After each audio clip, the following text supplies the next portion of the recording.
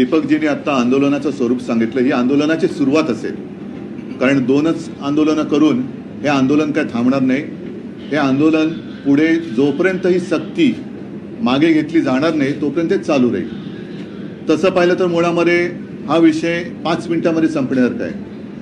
मुख्यमंत्र्यांनी जर का जाहीर केलं की मी माझ्या राज्यामध्ये हिंदीची सक्ती करणार नाही, होऊ देणार नाही, त्याच्यासाठी सादरीकरण करण्याची काही गरज नाही आहे. आणि हे दळण कशासाठी दळताय? म्हणजे परत तुम्ही जी काय म्हणजे भाजपने जी काही घोषणा केली होती, बटेंगे तो कटेंगे, म्हणजे आता बाटेंगे आणि काटेंगे असं त्यांचं एक धोरण दिसतंय की जी काही चांगली एकजिन्सीपणा या सर्व इतर भाषिक आणि मराठी भाषिकांमध्ये राज्यात आणि मुंबईमध्ये आहे, त्याच्यात कुठेतरी मिठाचा नाही तर विषाचा खडा हे टाकतायत. हा माझा स्पष्ट आरोप नाही तर माझा समज आहे की हे चांगलं सगळं चाललंय त्याच्यामध्ये हा विषाचा खडा टाकतायत. कारण हिंदी भाषेला विरोध आम्ही केलेला नाही, पण हिंदी सक्तीला विरोध आमचा आहे आणि तो राहणार. कारण हिंदीला जर का विरोध असता तर हिंदी चित्रपटसृष्टी ही जर का मी चुकत नसेल तर तसं पाहिलं तर मुंबईतच जन्मली असेल. पण एक नक्की की या हिंदी चित्रपटसृष्टीला जे काही जोपासलं, तिचं पालन पोषण केलं, हे मुंबईने केलं, महाराष्ट्राने केलं.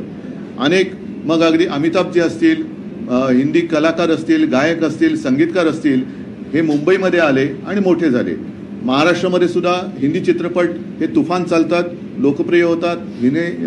हिंदी सिने तारका या सुद्धा इकडे लोकप्रियता कमवतात.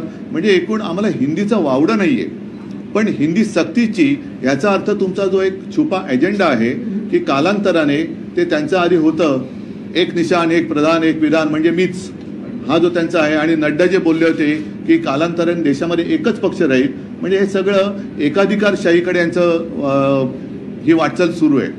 कालच त्यांनी आणीबाणीला झालेल्या 50 वर्षाचा उल्लेख केला. आता ही भाषिक आणीबाणी ते लागतायत, ही भाषिक आणीबाणी आहे आणि त्याचा विरोध हा आम्ही तर करणार आहोत. पण विशेष म्हणजे शिवसेनेतले गद्दार जे जिकडे मिंदेपणाने राहतायत त्यांना सुद्धा आता बाळासाहेबांचे विचार काय आहेत हे मराठीतून पुन्हा सांगण्याची वेळ आलेली आहे. आम्ही कोणतीही सक्ती ही स्वीकारणार नाही, कोणतीही जबरदस्ती आम्ही लादून घेणार नाही. कारण बाकीचं सादरीकरण वगैरे तुम्ही बोललात, आम्हाला नको म्हणजे नको, आमचं सादरीकरण एकच आहे. कारण हिंदी जबरदस्तीने शिकलं नाही याचा अर्थ हिंदी कोणाला येत नाही अशातला भाग नाही आहे. हिंदी सगळ्यांना येत असतं. मध्ये तर ते RSSचे भैया जोशी ते येऊन तिकडे मुक्ताफळं उधळून गेले होते की मुंबईची घाटकोपरची भाषा गुजराती आहे. म्हणजे मग तुम्ही असे सगळीकडे त्या भाषा जबरदस्ती करणार का? तर हे आम्ही काय चालू देणार नाही. मुळामध्ये एक लक्षात घेतलं पाहिजे की आपला देश हा संघराज्य पद्धतीचा आहे. आपल्या देशाची जी काय वाटणी झालेली, वाटणी म्हणजे मांडणी, वाटणीपेक्षा मांडणी, ही भाषावार प्रांतरचना झालेली आहे. प्रत्येक भाषेनुसार तिला तिचा प्रांत मिळालेला आहे. त्या भाषेला प्रांत मिळाल्यानंतर त्या प्रांताला राजधानी, मुख्यमंत्री हे सगळं मिळालेलं आहे. मी मुख्यमंत्री असताना मला नाईलाजाने मराठी भाषेची सक्ती महाराष्ट्रामध्ये करायला लागली होती. कारण मराठी भाषाच हळूहळू ही लोक अतिक्रमण करून, म्हणजे आमच्यावरती अतिक्रमण असं तर झालंच, पण भाषेवरती पण हे अतिक्रमण करायला लागले. मराठी भाषेवर अतिक्रमण व्हायला लागलं. म्हणून मी मुख्यमंत्री असताना मराठी भाषा ही सक्तीची केली. म्हणजेच काय की दुकानाच्या पाट्या सुद्धा मराठीत पाहिजे, मराठी भाषा ही व्यवहारात आली पाहिजे. आता त्याहीबद्दल काही लोक कोर्टात गेले होते.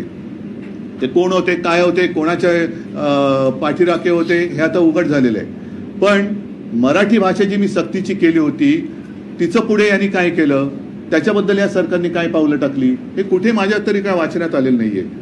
मराठी रंगभूमीचा इतिहास सांगणारं, वाटचाल चालणारं मराठी रंगभूमीचं दालन हे मी त्या तिकडे चौपाटीवरती बिर्ला केंद्र जे आहे तिकडे करायचं ठरवलं होतं. आराखडा मंजूर झाला, गो हेड दिला, पण तेही या मराठी द्वेष्टी आणि महाराष्ट्रद्रोही सरकारने हाणून पाडलं. तिकडे सुद्धा ती जागा आता बिल्डरच्या घशात घालतायत. आता यांचे सगळे लाडके बिल्डर, त्यांच्या घशामध्ये मराठी भाषेचं जे एक रंगभूमीचं दालन आम्ही करणार होतो ते त्यांनी त्यांच्या घशात घातलंय.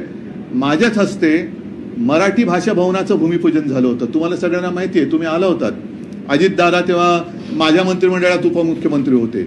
आता ते अजितदादा गप्प काय आहेत, कारण आम्ही दोघांनी मिळून ते भूमिपूजन केलं होतं. मला नाही वाटत त्या मराठी भाषा भवनाची एक वीट सुद्धा रचली गेली असेल.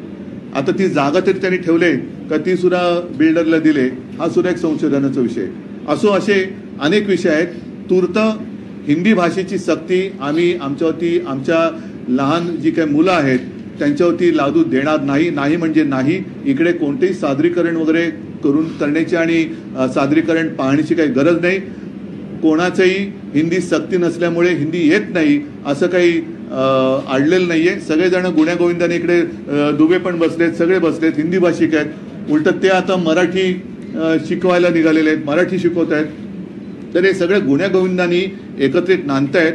भाजपचं मला असं वाटतं ते जे एक धोरण मी म्हटलं एकाधिकारशाहीचं, ते ह्याच्यातनं त्याला छुपा एजेंडा म्हणू तो राबवण्याचा प्रयत्न मराठी भाषिक आणि मराठी भाषेचे पुत्र हाणून पडल्याशिवाय राहणार नाही.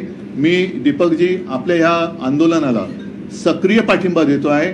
मी तर तुमच्या सोबत आहेच, शिवसेना सोबत आहे, पण त्याचबरोबरीने मी तमाम मराठी माणसांना पक्षीय भेदाभेद विसरून या लढ्यामध्ये सामील होण्याचं आवाहन करत आहे.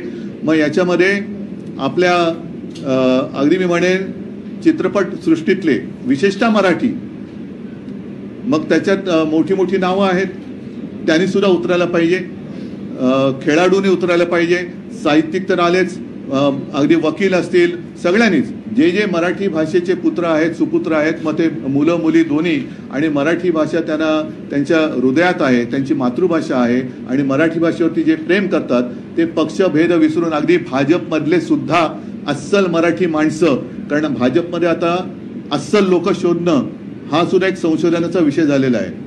आणि अस्सल भाजपच्या कार्यकर्त्याला आता काहीतरी एक वेगळा शब्द वापरावा लागेल, कारण सगळे उपरेस त्यांच्या डोक्यावरती बसवलेत.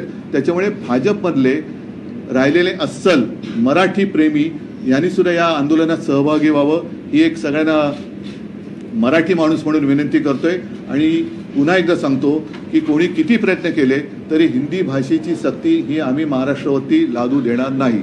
सगळ्यांना धन्यवाद देतो. जय हिंद, जय महाराष्ट्र.